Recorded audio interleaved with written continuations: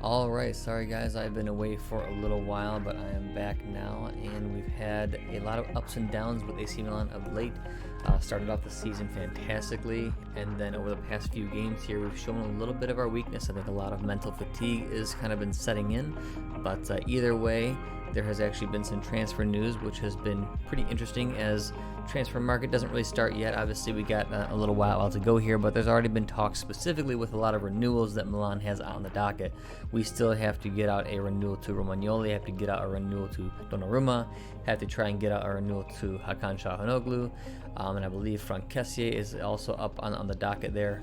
But today we're going to talk about what to do about Hakan.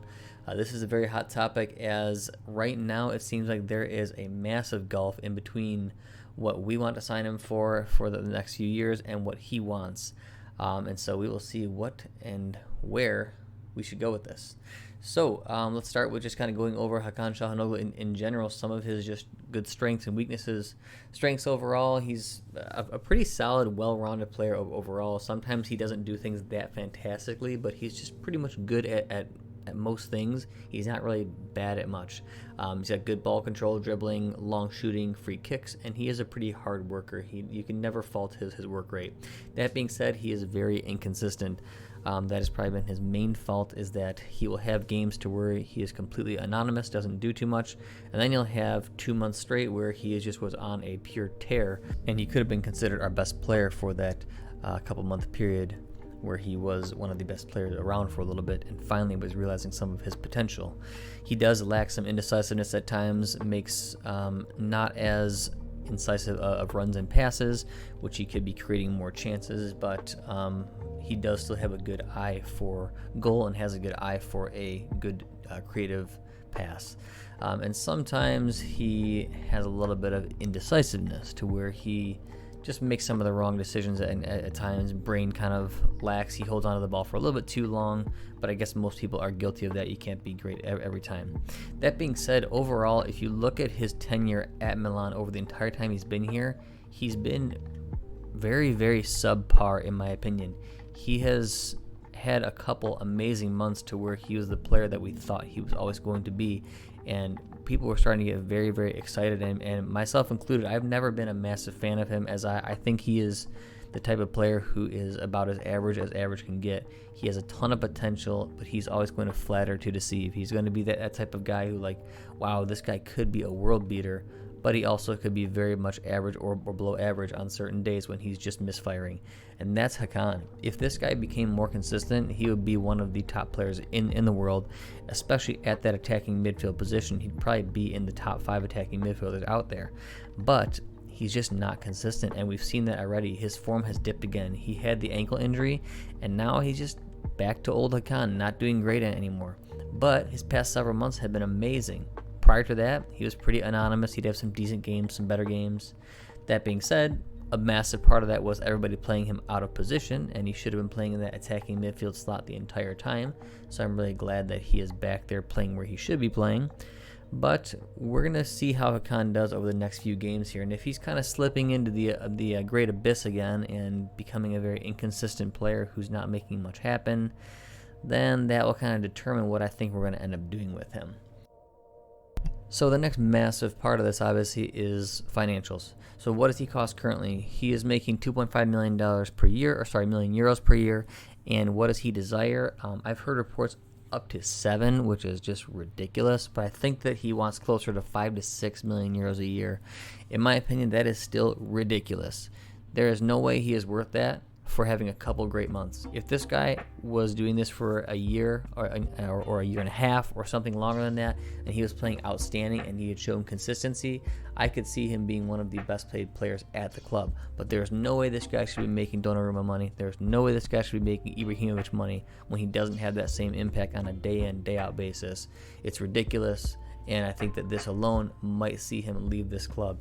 I think that I would be, happy if he was making somewhere around, 4 million or something like that, to where he gets a pretty big chunk boost there. But that would be reasonable for him, seeing that he has gotten better, he has improved, he has shown a good chunk of time where he has been very, very solid and one of the best players on the team for a while. But 5 million, 6 million, especially the 6 million, that's just really pushing it, especially with his lack of consistency. So there is a gulf to close there. We will see what we're going to end up as. But right now it's not looking too good, as he seems to not being wanting to budge at that number. And Milan really doesn't want to go too far above 3 or even 3.5. And I think that if we can't even offer 4, then we're definitely not going to be re-signing him. And he might not even come down to that, seeing as he wants 6. So you think about, what the heck should we do if we can't really sell him, sign him back for 3 to 4 million per year, which I think is what we would be reasonably wanting to do. There's only one option, and that is sell. You've got to offload him because he's gonna run out his contract, and so you have to sell him soon. You can't wait for him to just sit there in January and leave on a free transfer. Milan always does this. They always waste time. They need to re-sign their players, even if it's just for a decent contract, and then sell them, because otherwise you miss out on that huge transfer fee. And we do this all the time. We did it with Bonaventura, who left essentially for absolutely nothing, and essentially Fiorentina is just paying his salary, which is just ridiculous. What a terrible transfer. We do it with so many of our players, and I really don't want to do it with Calhanoglu, because right now his value is somewhere around 30 million euros, which is a massive fee. So if we need to sell him, we have to sell him now so he actually can make us some money off of this. Since he's in his last year of the contract, we might get less, but he's probably somewhere between 30 to 35 million, if not more, when he was playing amazing. But last year of the contract, he might be going closer to 25 million, more or maybe less. I would hope not, but essentially I'm thinking the average is going to be somewhere between 25 and 30 million, which we're going to be able to get for him if we're able to sell him. So now you got to think, who is that replacement person? I think that there is one perfect person, and that's going to be Dominik Szoboszlai. He is playing for RB Salzburg right now. I think this guy is fantastic.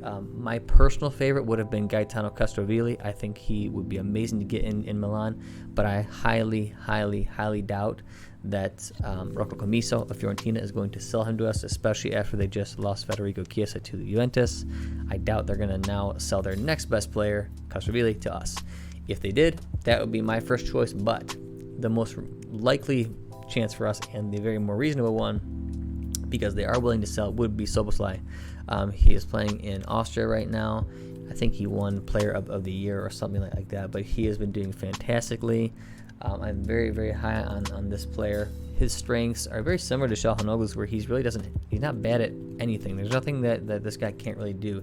He's decently fast. He is more direct than Hakan, which is nice. When he does sprint forward, he has more of that kind of Kaká style where he's more direct. He's nowhere near as fast as Kaká, and I mean, comparing anybody to Kaká is really not fair, as that was one of the best attacking midfielders to ever play the game. Probably the smartest player I've ever seen play. But Szoboszlai is a very good player, and he's very incisive. He has good long shooting, passing, dribbling, free kicks. He's tall. He's pretty strong. He's definitely stronger than Calhanoglu, just based on his physical prowess alone. This guy, in my opinion, is going to be a better player than Calhanoglu, and I think that this is definitely the move. Even if Calhanoglu starts playing very well again, I personally just like Szoboszlai better, so I would actually sell Calhanoglu and get Szoboszlai.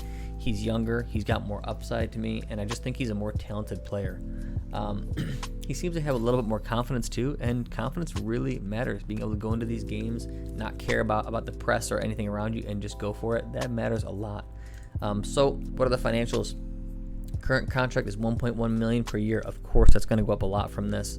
Wherever he ends up going, he's obviously going to be making more money. Our main competition right now seems to be Arsenal and RB Leipzig.